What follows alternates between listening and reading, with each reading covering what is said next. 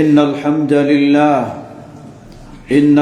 لله نحمده ونستعينه ونستغفره ونعوذ بالله من شرور أنفسنا ومن سيئات أعمالنا ومن يهده الله فلا مضل له ومن يضلل فلا هادي له وأشهد أن لا إله إلا الله وحده لا شريك له وأشهد أن محمدًا عبده ورسوله يا أيها الذين آمنوا اتقوا الله حق تقاته ولا تموتن إلا وأنتم مسلمون أما بعد فإن خير الحديث كتاب الله وخير الهدي هدي محمد صلى الله عليه وسلم وشر الأمور محدثاتها وكل محدثة بدعة وكل بدعة ضلالة وكل ضلالة في النار فأعوذ بالله من الشيطان الرجيم بسم الله الرحمن الرحيم سبحان الذي أسرى بعبده ليلا من المسجد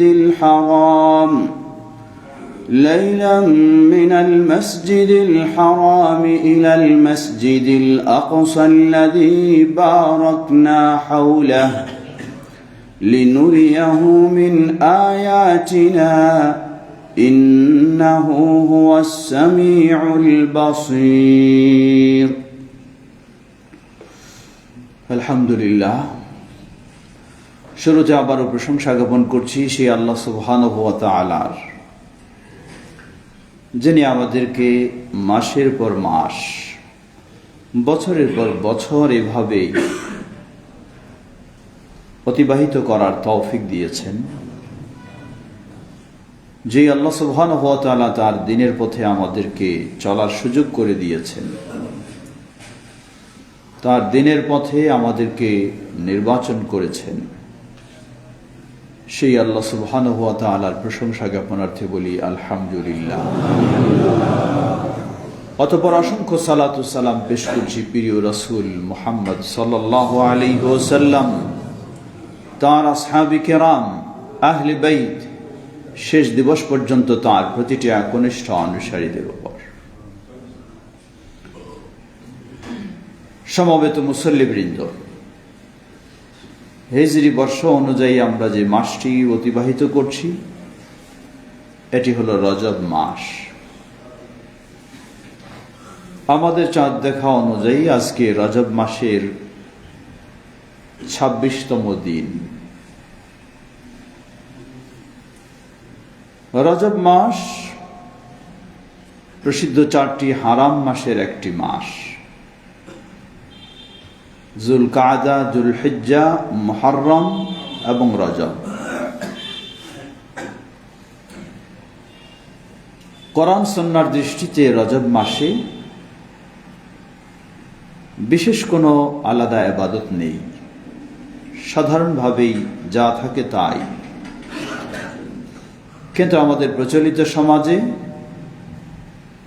আজকে 26 দিবাগত রাতটি একটি বিশেষ গুরুত্বপূর্ণ রাত হিসাবে গ্রহণ করা হয়। তা হলো মেরাজের রাত হিসাবে, শবে মেরাজ। এই রাতকে কেন্দ্র করে বিশেষ কিছু ইবাদত, সালাত, আরো কিছু রাত জাগরণ, আরো কিছু,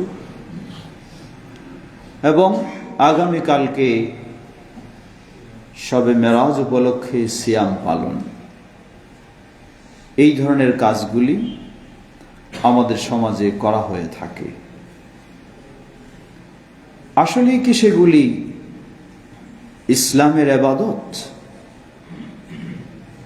নাকি বিষয়টি আমাদের ভালোভাবে জানা এবং সেই অনুযায়ী আমাদের সঠিক অবস্থান গ্রহণ করা উচিত। আল্লাহ আমাদের তৌফিক দান করুন। সমবেত মুসল্লিবৃন্দ, প্রথম বিষয় আগে আমরা বলবো মেরাজ কি জিনিসটা, সেটা কি বিষয়, ইসলামে এরই বা অবস্থান কতটুকু? জবাব, বিষয় দুটি, একটি বলা হয় ইসরা আর একটি বলা হয় মেরাজ। ইসরা হলো রাতের বেলা এক জায়গা থেকে আরেক জায়গায় ভ্রমণ করা, মেরাজ ঊর্ধ্বগমন করা। দুটোই ইসলামী পরিভাষার শব্দ, কোরআন এবং সুন্নায় দুটি শব্দই এসেছে। আল্লাহ সুবহানাহু ওয়া তাআলা সূরা আল ইসরা, আমরা যেটাকে বানি ইসরাইল বলি, তার প্রথম আয়াতেই ইসরা সম্পর্কে বর্ণনা দিয়েছেন। সূরা আন-নাজমে 18 থেকে পরবর্তী আয়াতগুলিতে মেরাজ ঊর্ধ্বগমনের বিষয়টি বর্ণনা দিয়েছেন। সুতরাং দুটোই কোরআনুল কারীমে এসেছে, রাসূলুল্লাহ সাল্লাল্লাহু আলাইহি ওয়াসাল্লামের অসংখ্য হাদিসে এসেছে। তাহলে একদিকে আমরা বলছি সবে মেরাজ বলতে কিছু করণীয় নেই, অপরদিকে বলছি দুটোই কোরআন এবং সুন্নায় এসেছে। তাহলে বিষয়টি আমাদের কিভাবে গ্রহণ করব? জবাব, ইসরা এবং মেরাজ তা সত্য। এই জন্য আহলুস সুন্নাহ ওয়াল জামাআতের আকীদা হলো আল মি'রাজ হাক্কুন, মেরাজ এটি হক। ওয়াকাদ উসরিয়া বিন নবী সাল্লাল্লাহু আলাইহি ওয়াসাল্লাম ওয়া উরিজা বিহি ওয়া উরিজা বিশখসিয়াতিহি ফি আল ইয়াকদা। নবী সাল্লাল্লাহু আলাইহি ওয়াসাল্লামের জাগ্রত অবস্থায় সশরীরে তার এই ইসরা এবং মেরাজ সংঘটিত হয়েছে। এটি আহলুস সুন্নাহ ওয়াল জামাআতের আকীদা, কারণ কোরআন এবং সুন্নায় এটি প্রমাণিত হয়েছে। আল্লাহ সুবহানাহু ওয়া তাআলা বলেন, সুবহানাল্লাযী আসরা বিআবদিহি লাইলাম মিনাল মাসজিদিল হারাম ইলাল মাসজিদিল আকসা। সেই সত্তার পবিত্রতা বর্ণনা করছি, যিনি স্বীয় বান্দাকে মসজিদে হারাম থেকে, বাইতুল্লাহ থেকে মসজিদে আকসা পর্যন্ত রাতের বেলা ভ্রমণ করালেন। কেন? লিনুরিয়াহু মিন আয়াতিনা।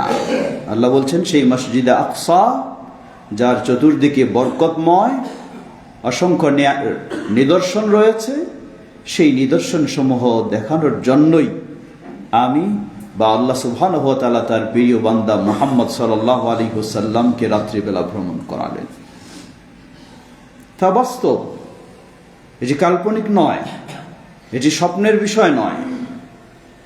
আহলুস সুন্নাহ ওয়াল জামাআতের আকীদা হলো নবী মুহাম্মদ সাল্লাল্লাহু আলাইহি ওয়াসাল্লামের নবুয়তের রিসালাতকে প্রমাণের জন্য আল্লাহ রাব্বুল আলামিন যেসব মুআজিজা দিয়েছেন, তার অন্যতম একটি মুআজিজা হলো এই ইসরা ও মেরাজ, যা কোরআন এবং সুন্নায় বিস্তারিতভাবে স্পষ্টভাবে প্রমাণিত।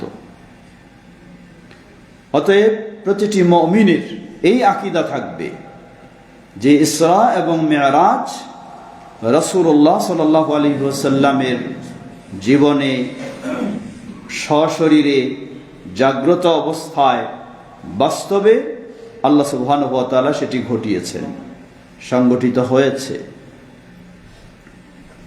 কিন্তু প্রশ্ন আসে, কবে এই মেরাজ হলো? দ্বিতীয় প্রশ্ন, মেরাজকে কেন্দ্র করে আমাদের কি করণীয়? প্রথম প্রশ্নের জবাব, কোরআন এবং সুন্নায় মেরাজের সংগঠিত হওয়ার তথ্য সম্পর্কে দুটি পাওয়া যায়। এক হলো এই মেরাজ সংগঠিত হয়েছে মক্কা জীবনে, হিজরতের পূর্বেই। দ্বিতীয় হলো এটি সংগঠিত হয়েছে রাতের বেলা, দিনের বেলা নয়। কোরআন সুন্নাহ এটি প্রমাণ করছে। তৃতীয় বিষয় হলো, তাহলে কোন সালে, কোন মাসে, কোন বারে?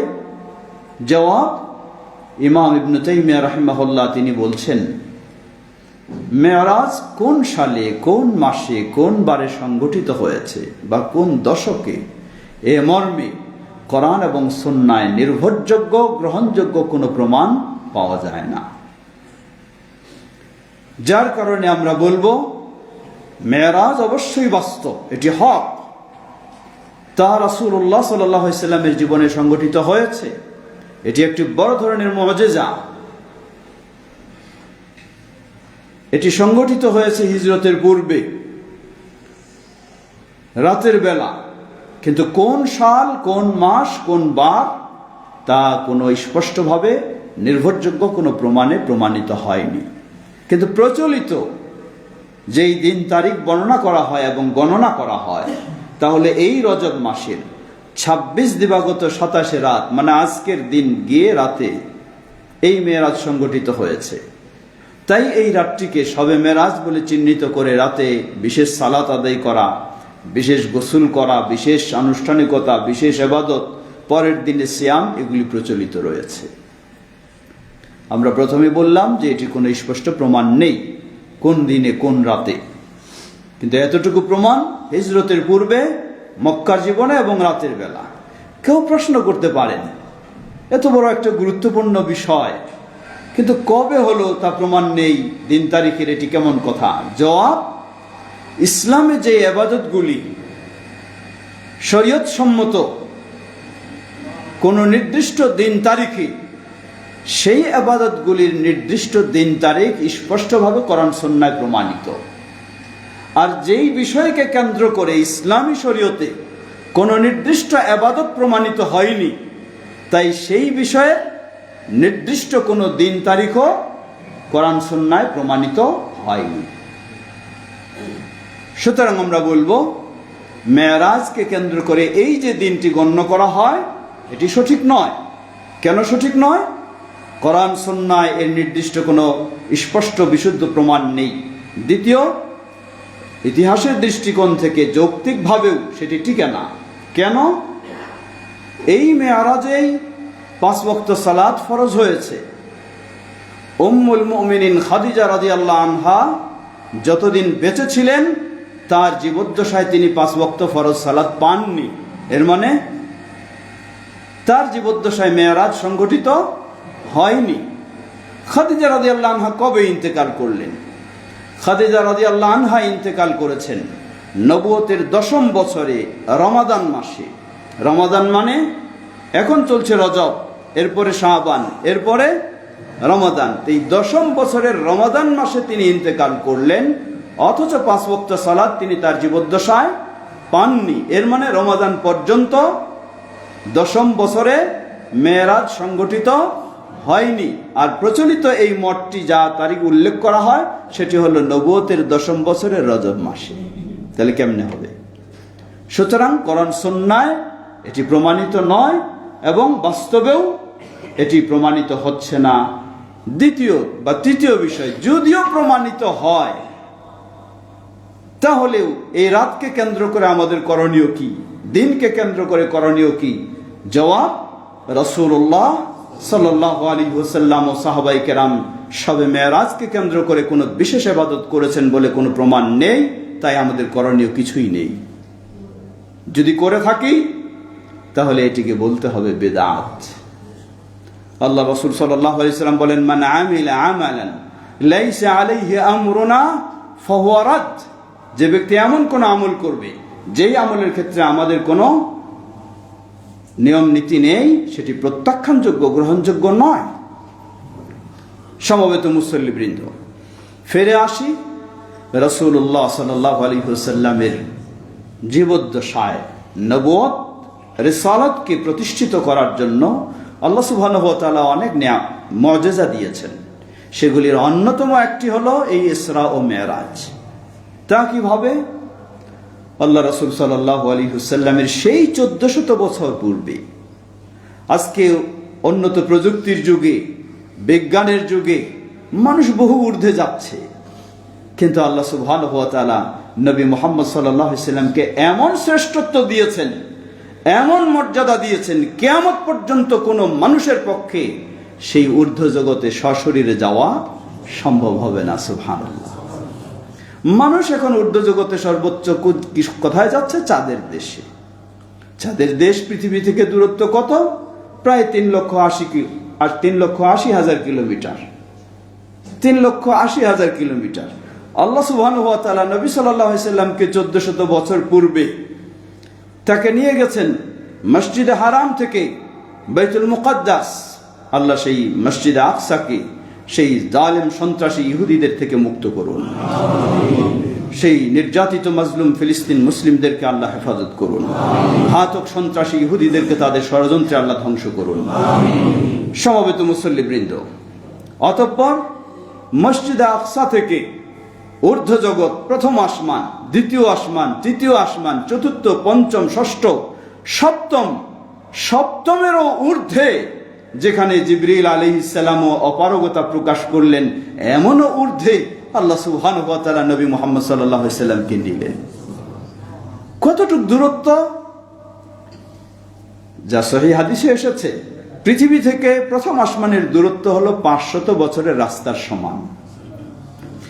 দ্বিতীয় থেকে তৃতীয় আসমানের দূরত্ব হলো 500 বছরের। প্রতিটি আসমানের দূরত্ব 500 বছরের রাস্তার সমান। এর মানে 7 আকাশ মানে 3,500। 3,500 বছরের দূরত্ব নিয়ে গেলেন। শুধু 3,500 নয়, এক একটি আকাশের পুরুত্বটা হলো আবার 500 বছরের রাস্তার সমান। তাহলে 3,500 7,000 বছরের রাস্তার সমান আল্লাহ সুবহানাহু ওয়া তাআলা মুহূর্তের মাঝে নবী মুহাম্মদ সাল্লাল্লাহু আলাইহি সাল্লামকে নিয়ে গেলেন। সেটি কাল্পনিক নয়, ঘুমের মাঝে নয়, সেটি বাস্তব সশরীরে জাগ্রত অবস্থায়। সুবহানাল্লাহ। এটি হলো মেরাজ। কেউ বলবেন এটি কি সম্ভব? জবাব হ্যাঁ। আল্লাহ সুবহানাহু ওয়া তাআলার জন্য এমন কোনো অসম্ভব নেই। সব অসম্ভবই আল্লাহ রাব্বুল আলামিনের জন্যই শুধু সম্ভব। এটাকে বিভিন্ন জন বিভিন্নভাবে মানুষকে বোঝানোর জন্য বলে কি, যে আল্লাহ যখন নিয়ে গেলেন তখন আল্লাহ সময়টাকে স্টপ করে দিয়েছিলেন। এগুলি কাল্পনিক কথা, সঠিক নয়, নির্ভরযোগ্য নয়। যদি সময়টাকে স্টপ করে দিয়ে হাজার হাজার বছরের মধ্যে পার করেই ফেলেন, তাহলে তো বিষয়টা আশ্চর্যের কিছুই ছিল না, সাধারণই হয়। জবাব না, আল্লাহ সুবহানাহু ওয়া তাআলা মুহূর্তের মাঝে সবকিছু ঘটিয়েছেন। আসলেন এতদূর, তাই ও সর্ব ঊর্ধ্বে যাওয়া। লক্ষ্য করুন, আজকে উন্নত প্রযুক্তির যুগ, স্যাটেলাইটের যুগ। এখান থেকেই এই বাড়িধারা আহলে হাদিস মসজিদে জুমার খুতবা হচ্ছে, সেই সর্বোচ্চ আমেরিকা, আফ্রিকা, সর্বত্র সকাল, সেখানেই বসে হয়তো মানুষ এই লাইভও উপভোগ করছে। তাই আমরা অনেক উন্নত প্রযুক্তির যুগে এসে গেছি। কেউ বলতে পারে রাসূলুল্লাহ সাল্লাল্লাহু আলাইহি ওয়াসাল্লাম ছিলেন সেই যুগে, যেই যুগে কোনো প্রযুক্তির, স্যাটেলাইট, কোনো কিছু ছিল না। সুবহানাল্লাহ। আল্লাহ সুবহানাহু ওয়া তাআলা এই মেরাজে কি ঘটালেন? হাদিস সহিহুল বুখারী, যখন তিনি সংবাদ জানালেন সকালবেলা মক্কার মুশরিকদেরকে, তারা এটিকে অস্বীকার করলো, মেনে নিল না। তা বলছে এটি অসম্ভব বিষয়, কাল্পনিক বিষয়, এগুলি হতে পারে না। ঠিক আছে, যদি হয়েই থাকে তাহলে আমরা পরীক্ষা করব। কি পরীক্ষা? মক্কার মানুষ তো ঊর্ধ্ব জগতে যায়নি, কিন্তু তারা ব্যবসায়ী, যারা তারা ব্যবসায়ী কাজে সেই মসজিদে আকসা পর্যন্ত গেছে। তো যারা গেছে তারা এখন পরীক্ষা নেবেন নবী সাল্লাল্লাহু আলাইহি ওয়াসাল্লাম আসলে মসজিদে আকসায় কি দেখে এসেছে। নবী সাল্লাল্লাহু আলাইহি ওয়াসাল্লাম তো পরীক্ষা দিতে হবে এই প্রস্তুতি তার ছিল না। সেইভাবে দেখে আসবেন যাতে পরীক্ষায় পাশ করা যাবে। সুবহানাল্লাহ। কিন্তু তিনি, আল্লাহ রাব্বুল আলামিন যিনি তাকে দিয়ে এটি ঘটিয়েছেন, সেই আল্লাহ রাব্বুল আলামিনের উপর তার দৃঢ় আস্থা, বিশ্বাস, আল্লাহ আমাকে যেহেতু সত্য ঘটিয়েছেন, সত্যের বিজয় আল্লাহ সুবহানাহু ওয়া তাআলা দিবেনই। যত পরীক্ষা হোক, পরীক্ষায় তিনি উত্তীর্ণ হবেনই। নবী সাল্লাল্লাহু আলাইহি ওয়াসাল্লাম বলেন, হাদিস সহিহুল বুখারী, ওয়ালাম্মা কাযাবাতনি কুরাইশ ফাকিফতু ফিল হিজরি। কুরাইশরা যখন আমাকে অস্বীকার করলো, আমি সেই বাইতুল্লাহ যেটাকে হাতেম বলে থাকি আমরা, অর্ধ ওয়াল যেই সাইডে রয়েছে সেটার ভিতরে আমি দাঁড়ালাম। যখন আমি সেখানে দাঁড়ালাম, আল্লাহর সাহায্য চাইলাম, ফাজাল্লাল্লাহু লি বাইতুল মুকাদ্দাস, আল্লাহ সুবহানাহু ওয়া তাআলা আমার চোখের সামনে বাইতুল মুকাদ্দাসকে উন্নত স্যাটেলাইটের মতো তুলে ধরলেন। সুবহানাল্লাহ, আমি সেই সচক্ষে বাইতুল মুকাদ্দাস দেখছি, তারা আমাকে যা প্রশ্ন করছে সেই প্রশ্নের আমি জবাব দিচ্ছি। সুবহানাল্লাহ, সেই 1400 বছর পূর্বেও নবী মুহাম্মদ সাল্লাল্লাহু আলাইহি ওয়াসাল্লামকে এই উন্নত প্রযুক্তির যুগে কে কতটুকু অগ্রসর হতে পারে, তার চেয়েও শ্রেষ্ঠত্ব আল্লাহ রাব্বুল আলামিন নবী মুহাম্মদ সাল্লাল্লাহু আলাইহি ওয়াসাল্লামকে দিয়েছেন। সেটি ছিল এই ইসরা ও মেরাজে। সমবেত মুসল্লিবৃন্দ, সুতরাং আমরা কোরআন এবং সুন্নাহ যেহেতু প্রমাণিত এবং এটি একটি মুজিজা, তা আমরা অবশ্যই বিশ্বাস করব। এর মাধ্যমে আল্লাহ রাব্বুল আলামিন নবী সাল্লাল্লাহু আলাইহি ওয়াসাল্লামের নবুয়ত ও রিসালাতের শ্রেষ্ঠত্ব প্রমাণ করেছেন, সেটি অবশ্যই। কিন্তু আবেগী হয়ে এটাকে কেন্দ্র করে নিজের ইচ্ছামতো কোনো ইবাদত করতে পারবো না, যেহেতু আল্লাহ রাসূল সাল্লাল্লাহু আলাইহি ওয়াসাল্লাম সেই ধরনের আমাদেরকে সুযোগ দেননি। তাহলে মেরাজে আমাদের কি শিক্ষণীয় রয়েছে? জবাব, মেরাজে আমাদের অনেক শিক্ষণীয় রয়েছে।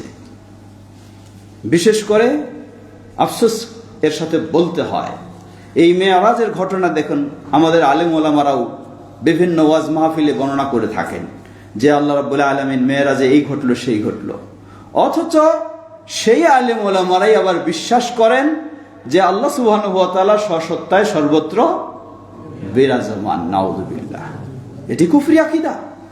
ইমাম আবু হানিফা রাহিমাহুল্লাহ 1300 বছর পূর্বে এই আকীদাকে কুফরি আকীদা বলে ফতোয়া দিয়েছেন, কারণ এটি কোরআন এবং সুন্নাহ পরিপন্থী।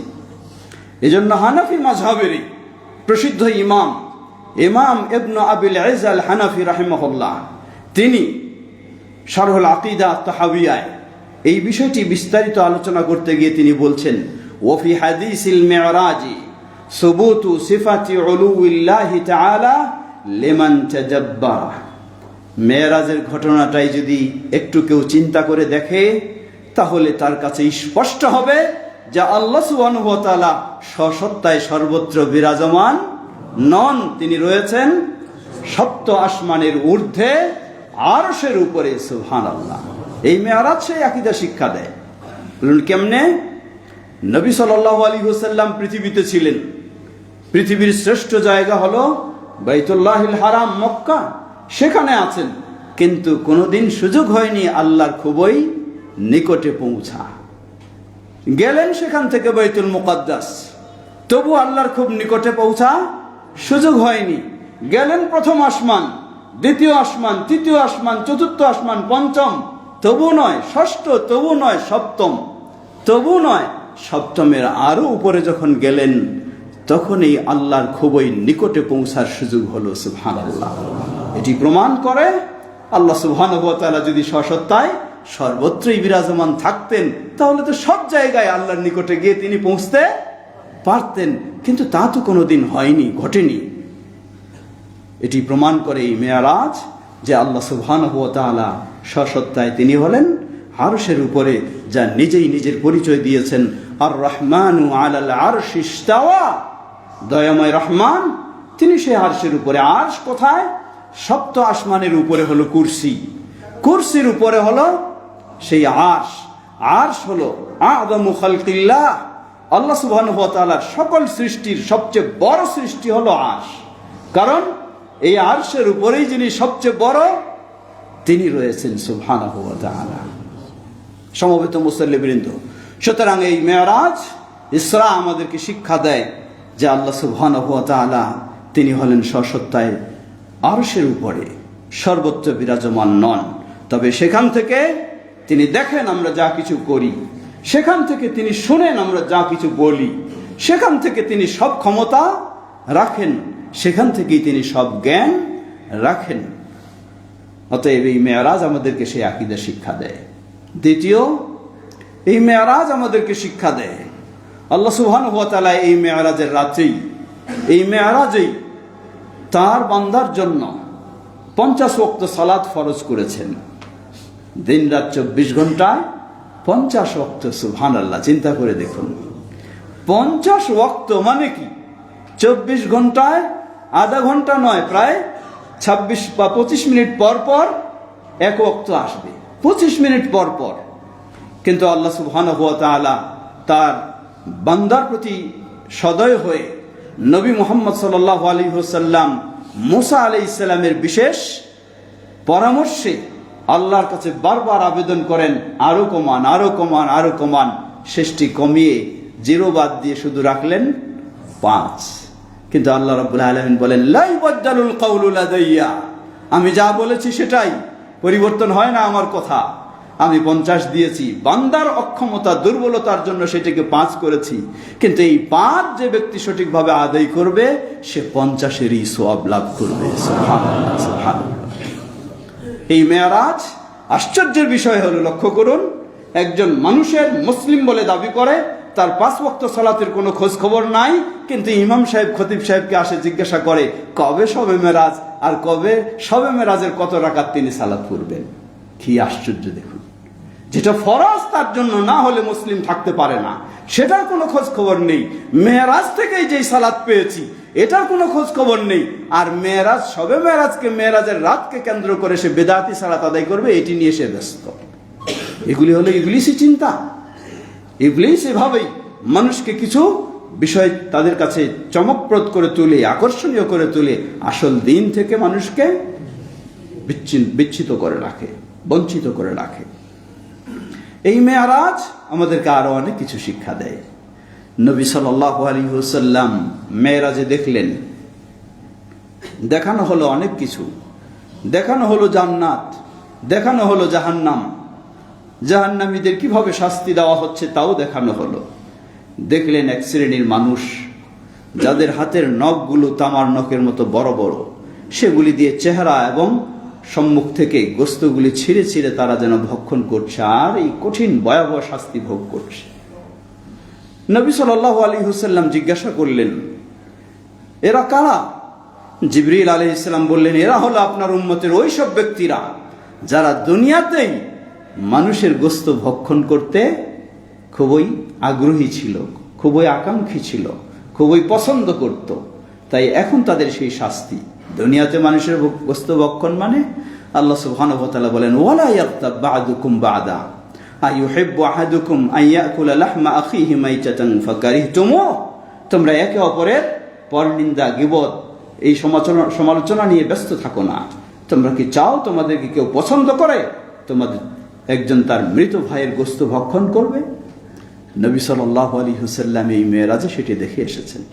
আজকে দেখুন, এই কালচারগুলি, এটি একটি ছোট্ট বিষয় নয়, এটি ভয়াবহ বিষয়। বিশেষ করে আমাদের রাজনৈতিক ফিল্ডে বলুন, দেশীয় বলুন, অফিসে বলুন, আদালতে বলুন, বাসায় বলুন, এমনকি 2-4 জন মানুষ মসজিদে বসে যদি সুযোগ পায়, সেখানেও শুরু করে দেয় সেই সমালোচনাগুলি। আল্লাহকে ভয় করা উচিত। এগুলি মানুষের কল্যাণ কখনোই নিয়ে আসবে না। এগুলি মানুষের মাঝে পারস্পরিক সম্পর্ক দূরত্ব সৃষ্টি করবে এবং হানাহানি, কাটামারি, মারামারি এগুলি দিয়েই শুরু হয়। নবী সাল্লাল্লাহু আলাইহি ওয়াসাল্লাম সেই মেরাজে এই আচরণবিধির বিষয়গুলিও তিনি দেখে এসেছেন। এক শ্রেণীর মানুষ, তাদের জিহ্বাকে আগুনের কেচি দিয়ে কেটে ফেলা হচ্ছে। কারা তারা? তারা হলেন ওই ব্যক্তিরা যারা যা বলতো নিজেরাই করতো না, মানুষকে উপদেশ দেয় খুব সুন্দর সুন্দর, কিন্তু নিজেরাই সেটা করে না। এমন ভয়াবহ শাস্তি নবী সাল্লাল্লাহু আলাইহি ওয়াসাল্লাম দেখেছেন। সমবেত মুসল্লিবৃন্দ, সুতরাং আমরা সর্বশেষে বলতে পারি, মেরাজ এবং ইসরা কোরআন ও সুন্নাহ সেটি বাস্তব, সেটি হক।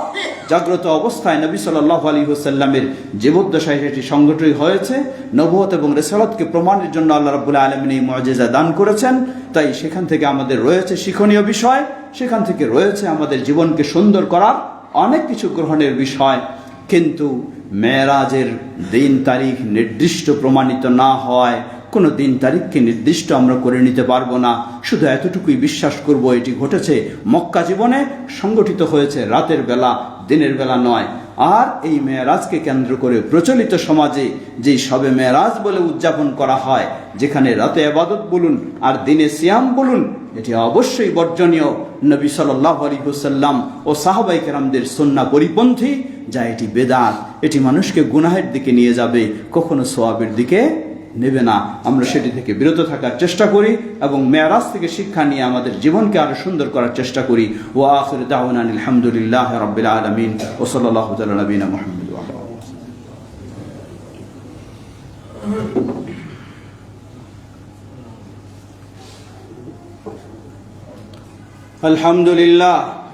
আলহামদুলিল্লাহ রাব্বিল আলামিন ওয়াসসালাতু ওয়াসসালামু আলা আবদিল্লাহি ওয়া রাসূলিহি নবিয়িনা মুহাম্মদ ওয়া আলা আলিহি ওয়া সাহবিহি আজমাইন।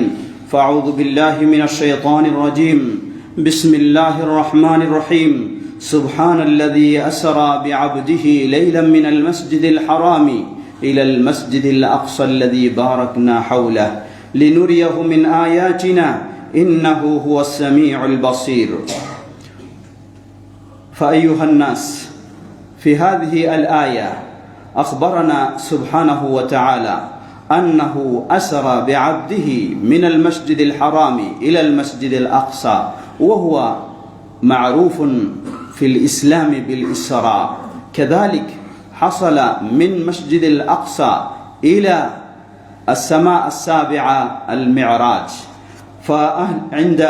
في عقيدة أهل السنة والجماعة والمعراج حق، وقد أسري بالنبي صلى الله عليه وسلم وعرض بشخصه في اليقظة إلى السماء ثم إلى ما شاء الله. لكن متى وقع هذا الإسراء أو والمعراج؟ الجواب كما وجدنا في الكتاب والسنة أنه وقع في قبل الهجرة، وفي الليل، وفي أي سنة، وفي أي يوم أو شهر لم يثبت فيه. لذلك قال الإمام ابن تيمية رحمه الله: إنه لم يقم دليل معلوم لا على شهرها ولا على عشرها ولا على عينها، بل نقول منقطعة مختلفة ليس فيها ما يقطع به. فتعيين التاريخ أو تاريخ الإسراء والمعراج هذا غير صحيح. كذلك احتفال ليلة الإسراء والمعراج هذا أيضا غير صحيح، لأنه لم يثبت عن النبي صلى الله عليه وسلم ولا عن أصحابه، بل هو من الأمور المحدثة. وقال النبي صلى الله عليه وسلم: وشر الأمور محدثاتها وكل محدثة بدعة وكل بدعة ضلالة. بل لنا هناك دروس وعبر في هذا الإسراء والمعراج، كما وجوب الإيمان بالإسراء والمعراج لثبوتهما في الكتاب والسنة، وكذلك ثبت الاهتمام بالصلوات الخمس التي شرعت في المعراج. وأيضا في هذا المعراج إثبات صفة العلو لله عز وجل، كما قال ابن أبي العز الحنفي رحمه الله: وفي حديث المعراج ثبوت صفة علو الله عز وجل لمن تدبر، وغيرها من الدروس والعبر. فالمسلم هو يعتبر من هذه المعجزات التي أجراها الله عز وجل لنبيه صلى الله عليه وسلم. فنسأل الله عز وجل أن يوفقنا لما يحب ويرضى. اللهم صل على محمد وعلى آل محمد كما صليت على إبراهيم وعلى آل إبراهيم إنك حميد مجيد. اللهم بارك على محمد وعلى آل محمد كما باركت على إبراهيم وعلى آل إبراهيم إنك حميد مجيد. اللهم أعز الإسلام والمسلمين واخذل الكفرة والمشركين ودمر ديارهم. اللهم احفظ بلد الحرمين، بلد التوحيد وبلد المسلمين في كل مكان. اللهم احفظ بلد الحرمين وبلد التوحيد وبلد المسلمين في كل مكان. اللهم أعز الإسلام والمسلمين في كل مكان. اللهم احفظ المسلمين المستضعفين في فلسطين وفي كل مكان. يا حي يا قيوم برحمتك نستغيث. আমাদের মাঝে উপস্থিত অনুপস্থিত আল্লাহ সকলকে পরিপূর্ণ সুস্থতা দান করুন। যারা আমাদের মাঝে বিপদগ্রস্ত আল্লাহ তাদেরকে বিপদ থেকে মুক্তি দান করুন। আমাদের প্রিয়জন যারা বিদায় নিয়ে চলে গেছেন আল্লাহ তাদের ভুল ত্রুটি ক্ষমা করে জান্নাতুল ফেরদৌস নসিব করুন। আমরা যেন তাওহীদ ও সুন্নাহর উপর প্রতিষ্ঠিত থেকে আমাদের জীবন অতিবাহিত করতে পারি, আল্লাহ আমাদেরকে তৌফিক দান করুন। আমাদের স্নেহের সন্তানদেরকেও যেন ইসলামের আলোকে গড়ে তুলতে পারি, আল্লাহ সে তৌফিক দান করুন। আল্লাহ আমাদের দেশের সর্বস্তরের মানুষকে তাওহীদ ও সুন্নাহর পথে হেদায়েত দান করুন। এই দেশকে সকল সমস্যা থেকে আল্লাহ হেফাজত করুন। আমাদেরকে কোরআন এবং সুন্নাহর আলোকে ইসলাম মেনে চলার তৌফিক দান করুন। রব্বানা আতিনা ফিদ দুনিয়া হাসানাতাও ওয়া ফিল আখিরাতি হাসানাতাও ওয়া কিনা আযাবান নার। রব্বানা লা তুযিগ কুলুবানা বা'দা ইয হাদাইতানা ওয়া হাব